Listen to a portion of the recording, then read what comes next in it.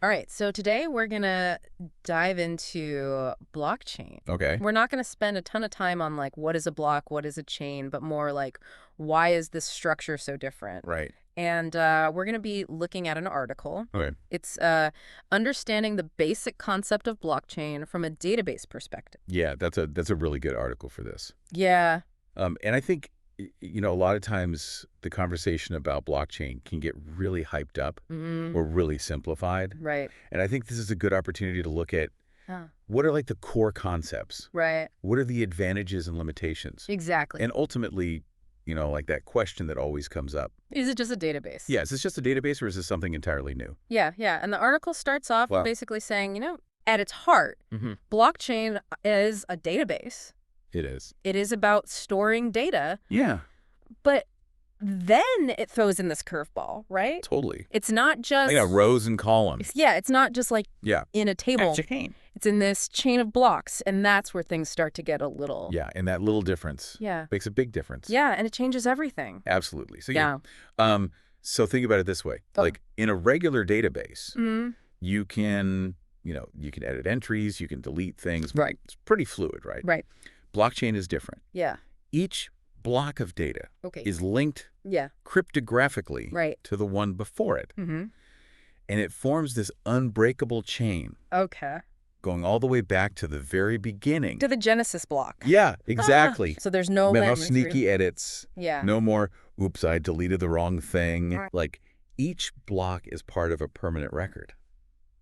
But how does that actually work? Okay, so this is where it gets really cool, especially I think for database people. Okay. Each block has this unique fingerprint, Uh-huh. and it's called a hash.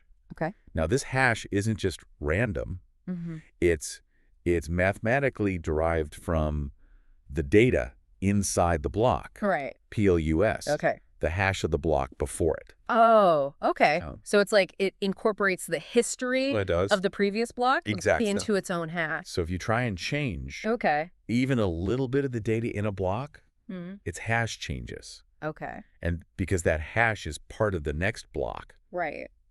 the whole chain breaks. Uh-huh. So it's not Yeah. it's not that you can't technically change the data, You can't. but you'd have to change every single block that comes after it, Right. which is, essentially impossible. Pretty much. And that's a really powerful It is. security feature. Yeah. Yeah. And that immutability, Yeah. along with the way data is added to the chain. Okay. This is why we start talking about trust with blockchain. Mm-hmm. It's not about believing blindly. Right. It's about having this built-in verification. Right. But you know me, I'm not going to just take a buzzword at face value. How does that actually play out in the real world? Okay. So as someone who's used to databases, I'm used to very controlled environments. Right. So let's talk about encryption. Okay. The article explains how blockchain uses public and private keys. Right. And this might sound familiar to you from databases, Right. from secure data transfer protocols. Right.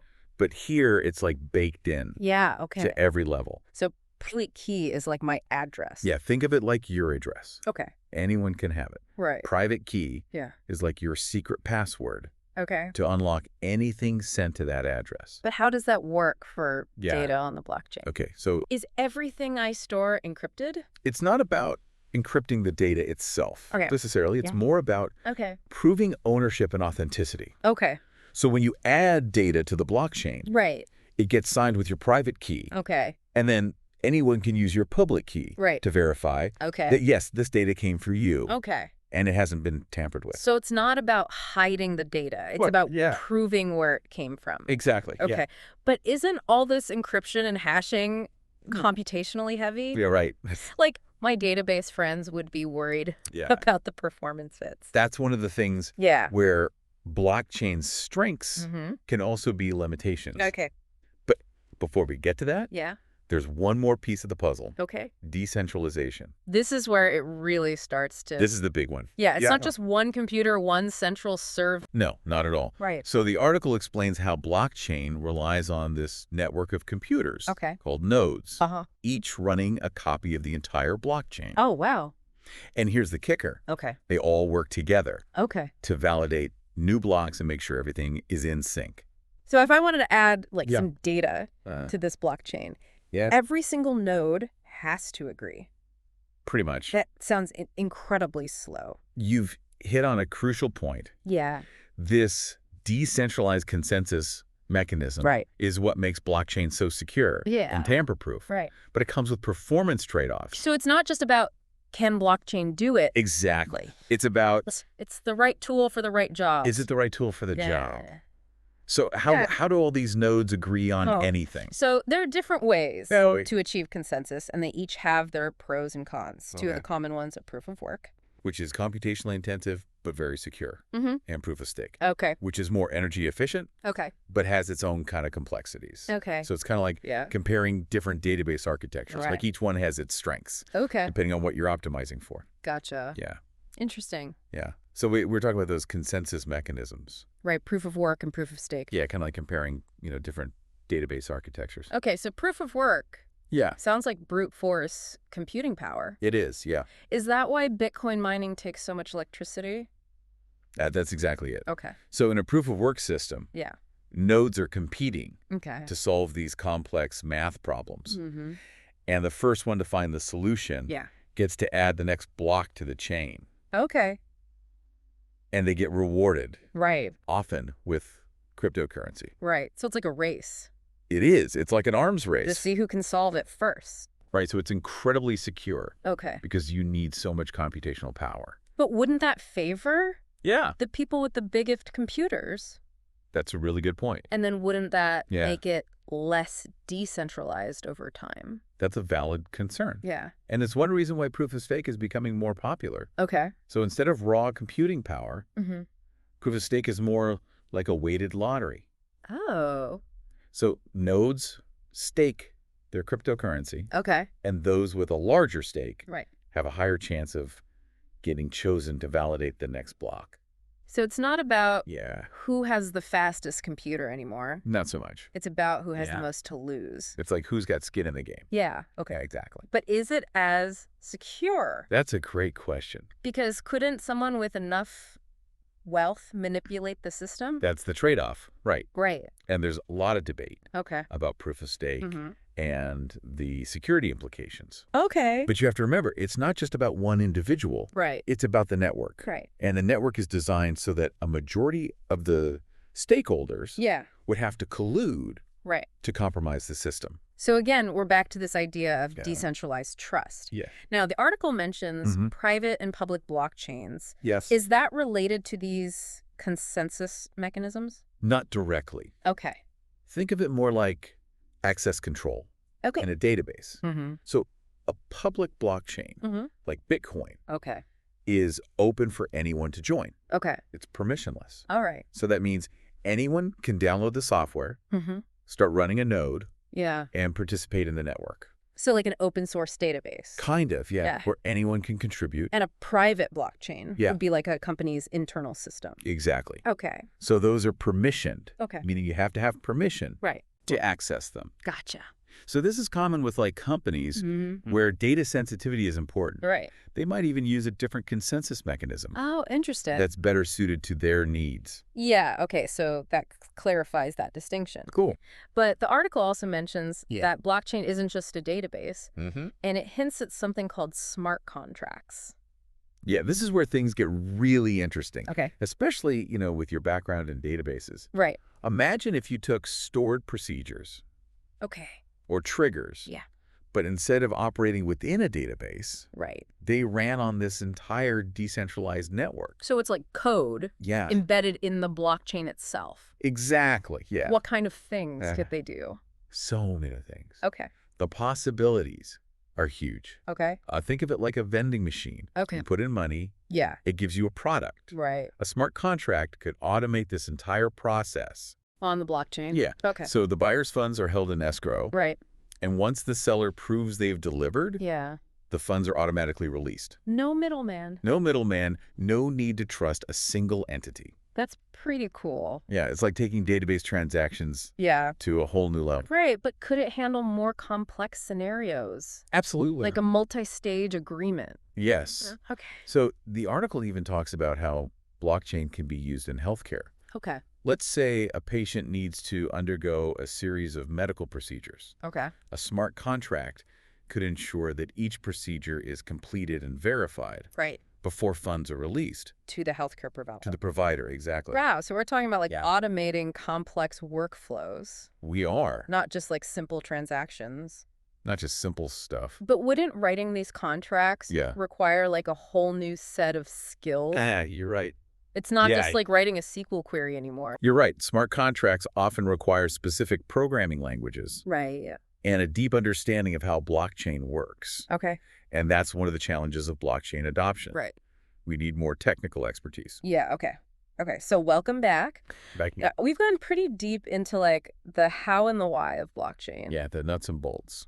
But you know what I'm most excited about are the real-world examples. Yeah, me too, seeing it in action. And the article mentions how Estonia is using blockchain for government services. Right. It's a pretty interesting case study. What are they doing that's so innovative? So their system is called X-Road. X-Road, okay. And they've basically connected all these different government databases. Oh, wow. Using blockchain. Oh, okay. So citizens can access things like healthcare records, voting, property registration, all in one secure place. So it's not just one service using blockchain. They've created this whole... It's like an underlying infrastructure. Yeah, this infrastructure. That multiple services can plug into. Right. Wow. And because it's all on the blockchain, it's all cryptographically linked, tamper-proof. Right. So the level of trust and transparency is really high. I mean, imagine if we could access all of our government records. I know. With that level of confidence. Yeah. So that's government, which is usually pretty slow. Yeah, they're not known for being early adopters. Right. What about industries that are super fast-paced?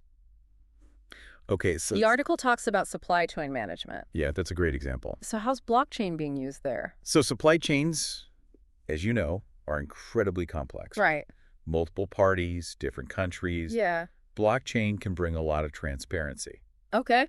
Imagine, you scan a QR code on your bag of coffee. Right. And you can see the entire journey of those beans. Wow. From the farm to the roaster to your cup. So it's not just country of origin anymore. No, it's way beyond that. Right. It's you can verify fair trade practices, organic certifications, even temperature control during shipping. All recorded immutably on the blockchain. Exactly. So that's good for consumers. It is. We can make better choices.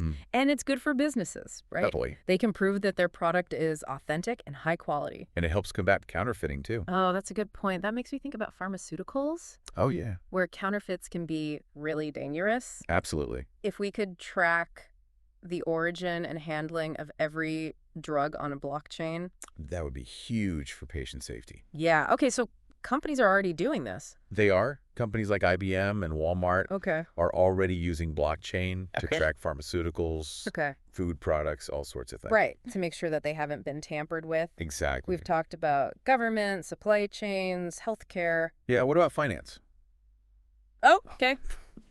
Yeah, beyond just cryptocurrency. Right, so blockchain can make cross-border payments much faster and cheaper and more secure. More secure. Right. It can even change how we invest. Oh. So imagine owning a tiny piece of a Picasso. Okay. Or a skyscraper. Fractional ownership. Exactly. And it's all tracked and traded on a blockchain. So instead of needing millions of dollars to invest, you could own a tiny piece. Yeah, so that's democratizing. It is. It's democratizing finance. Yeah. In a way we haven't seen before. Okay, so this all sounds amazing. It does, but there are challenges, right? There are. The article talks about the resource-intensive nature. Yeah, especially with proof-of-work systems. Right. Scalability is definitely a concern. Can it handle the volume of transactions we see globally? That's a big question. Yeah. But the industry's working on it. Okay. So new consensus mechanisms. Like proof of stake. Proof of stake, exactly. Those are designed to be more energy efficient. Okay. And then there's research into layer 2 solutions. Right. Which can take some of the load off the main blockchain. Okay. So yeah, lots of work being done. And what about the technical expertise needed? Oh yeah, that's a big one. It sounds like you need a very specific skill set. You do. You need people who understand blockchain and how to integrate it with existing systems. So education and training are important. Absolutely, yeah. And we talked about interoperability too. Right. So right now, different blockchain platforms are kind of like islands. Yeah. They can't really talk to each other. Right. And that limits what we can do. Okay, so how do we fix that? Well, we need to move toward a more interconnected ecosystem. Right. Where these platforms can communicate. Yeah, that would unlock so much potential. Yeah, tons of potential for innovation and collaboration. Okay, so we have this powerful technology. Yeah. But it's not a silver bullet. No, it's not a magic solution. And there are challenges. Definitely. But it sounds like blockchain could be a big part of the future. I think so, yeah. So it's been really fascinating. It has. Exploring all these complexities of blockchain. From the basic blocks to the smart contracts. To the real-world applications. Yeah, and the challenges. Yeah, and what's really exciting is we're still in the early stages. We are. Who knows what's coming next? Exactly. That's what's so cool about emerging technology. Yeah, the possibilities are endless. So I hope you, the listener, have learned something new today. I hope so. About blockchain. And maybe even feel inspired to learn more. Yeah, this has been a great deep dive. It has. And as always, keep questioning, keep learning. And keep pushing the boundaries of what's possible.